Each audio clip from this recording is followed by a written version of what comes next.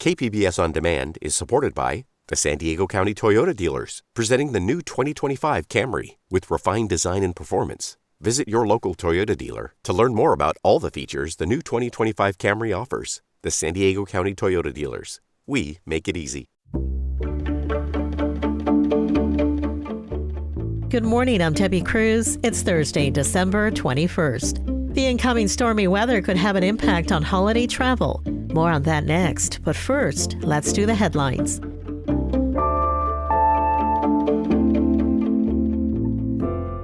The U.S. Border Patrol has begun construction on a new station in Dulzura, a community in the East County. Dulzura is 10 miles from the border and is often the first town migrants reach after crossing through a gap in the wall.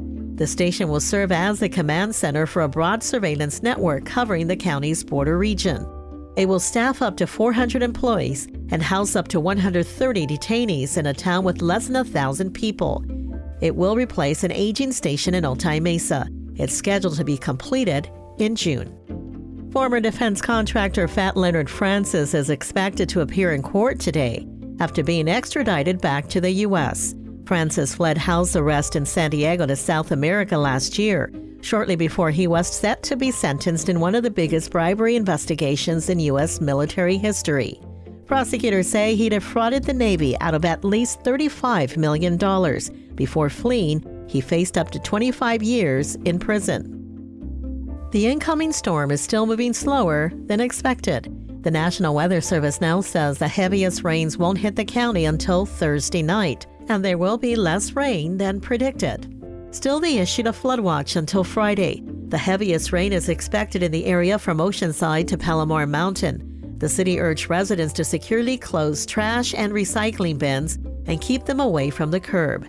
Clear trash and leaves around storm drains and shut off sprinklers. From KPBS, you're listening to San Diego News Now. Stay with me for more of the local news you need.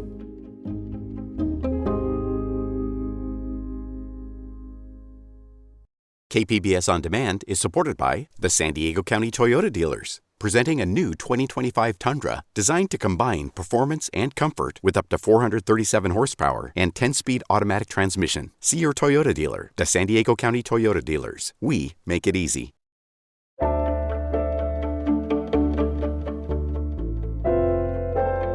Millions will be traveling throughout Southern California this holiday season, but a looming storm could complicate travelers' plans in the coming days. Reporter Matt Hoffman says forecasters are expecting rain and maybe even flooding. The holiday travel rush is nearly here. AAA is forecasting from Saturday through the new year, just under 10 million people in Southern California will take a trip of 50 miles or more. Most people will be getting to their holiday destinations by car, but expect the airport to be busy too. Airport officials are anticipating more than 700,000 people arriving and departing now through the 1st. Also complicating travel plans in the coming days is the expected arrival of a winter storm. It's already hitting the Ventura and Santa Barbara areas, and National Weather Service meteorologist Alex Tardy says it's heading San Diego's way. The rain really doesn't come in until Thursday night and early Friday morning when most of us are asleep and not traveling. So if you must travel on Thursday or Friday, take off Thursday morning. Forecasters are issuing a flood watch for coastal and inland valley areas. Matt Hoffman, KPBS News. With the possibility of heavy rain and floods this week, workers at some San Diego homeless shelters are preparing to take people in. Reporter Corey Suzuki has more on how to see if the city is opening additional shelters. As temperatures have dropped in recent weeks, several San Diego shelters have been opening their doors overnight. Rachel Hayes is a volunteer at the Living Water Church of the Nazarene in downtown. They come in at 8. We have hot cocoa. We serve dinner. We let them get settled. We let them go in and out and smoke until 10. Rachel's church is one of 4 overnight shelters that the city opens when the weather gets especially cold, rainy, or stormy. All 4 locations are spread out across downtown and will accept anybody who shows up at their door. No appointment needed. Rachel says it's important to know that the city decides each morning whether to open shelters that night. With that in mind, she recommends calling the county's 211 hotline to see where the shelters are and whether they're actually open before showing up. Corey Suzuki, KPBS News. The San Marcos Creek project is about to reach a major milestone. Reporter Jacob Ayers says the Via Vera Cruz bridge opened yesterday, which will help traffic flows and businesses just ahead of the holidays. It's been a few months since people could cross the creek between San Marcos Boulevard to Discovery Street. Now, the new Via Vera Cruz bridge is open for vehicles. City of San Marcos engineer Isaac Echemendy says the new bridge is much higher than the previous road, and there's 4 vehicle lanes plus sidewalks and bike lanes. Before we did any of these improvements, there was a small 2-lane timber bridge over the creek that frequently flooded. The new bridge is one of the final components of the over $100 million San Marcos Creek project. The project began in 2020 and has added infrastructure to reduce flooding, improve traffic flow, and restore the creek habitat. The final steps of the creek project are expected to wrap up in early 2024.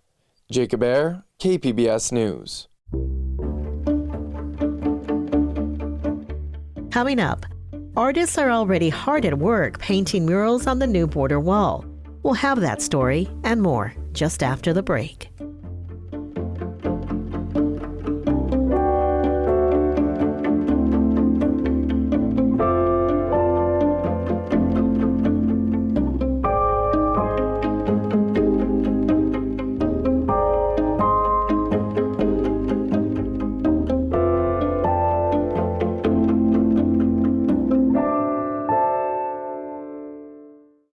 KPBS On Demand is supported by the San Diego County Toyota dealers, presenting a new 2025 Tundra designed to combine performance and comfort with up to 437 horsepower and 10-speed automatic transmission. See your Toyota dealer. The San Diego County Toyota dealers. We make it easy.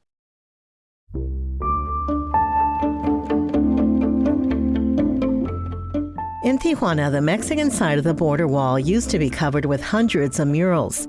But those murals were lost this year when the Biden administration built a taller fence. Border reporter Gustavo Solis spoke this week with local artists who have plans for a new wall. Gone are the colorful murals that once decorated the Mexican side of the border wall. They're being replaced with a tall, gray, and bare fence. At least for now. Creo que la parte triste fue en el momento que me enteré. Enrique Chu is an artist who has spent thousands of hours painting murals along the border. He says that the entire art community was sad to see the old murals get taken down.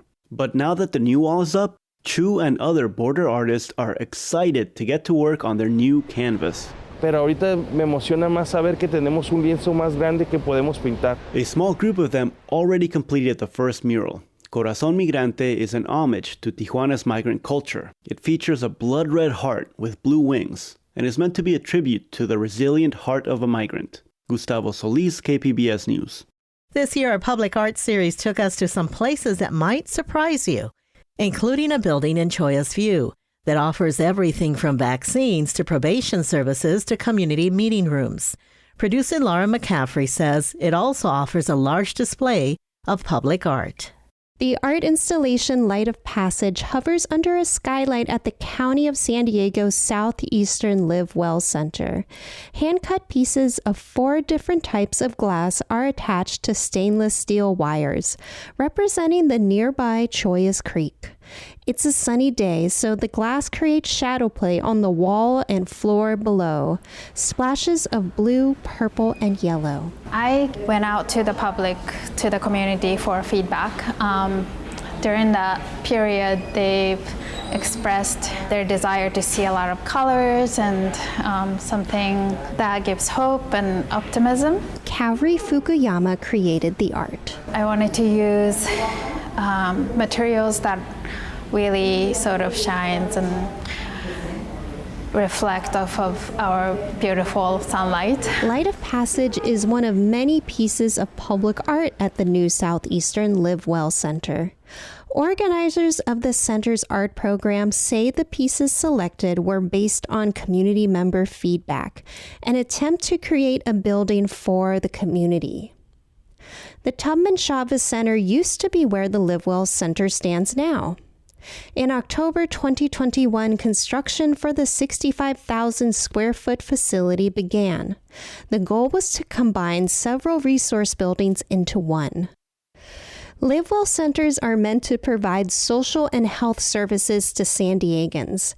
They're designed to be one-stop shops, aiming to prevent many visits to different buildings for access to various services. When it came to installing art in the building, the county gathered community input and then used a public art committee to make selections. Barbara Jimenez, Community Operations Officer at the county, said it wasn't hard to get feedback. What we heard directly from the community, that this is a diverse community, and that having the opportunity really to reflect the diversity through art was really important. 100 artists submitted proposals to a call for art in spring 2022. Art was purchased from 33 artists, with 14 commissioned to create pieces especially for the building. There's installations, statues, paintings, a meditation garden, and more. One of the community requests, diversity, is seen in Francisco M.A.'s piece Crisol, meaning melting pot in Spanish. It consists of panels with ceramics and textiles. It's located in the stairwell under Fukuyama's installation. Visitors see a new panel every few steps taken. M.A. says the textiles are from different cultures in San Diego. This work is very non-personal, meaning that I did very little treatment to the textiles. I'm pretty much respecting the original design. Art consultant Leah Goodwin wanted the building to feel like a healing place. Even though it's a public health center, people still may not be having their best day. And so as a public art consultant, we looked hard to find touch points to create beauty.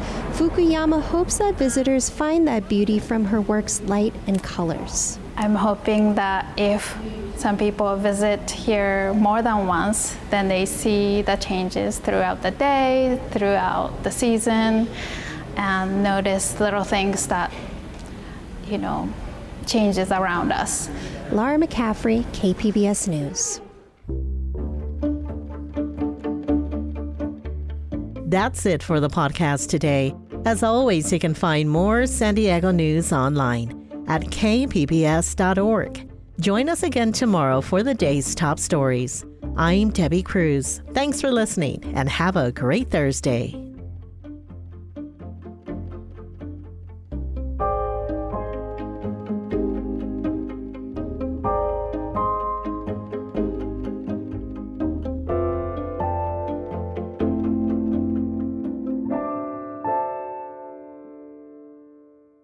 KPBS On Demand is supported by the San Diego County Toyota dealers, presenting a new 2025 Tundra designed to combine performance and comfort with up to 437 horsepower and 10-speed automatic transmission. See your Toyota dealer. The San Diego County Toyota dealers. We make it easy.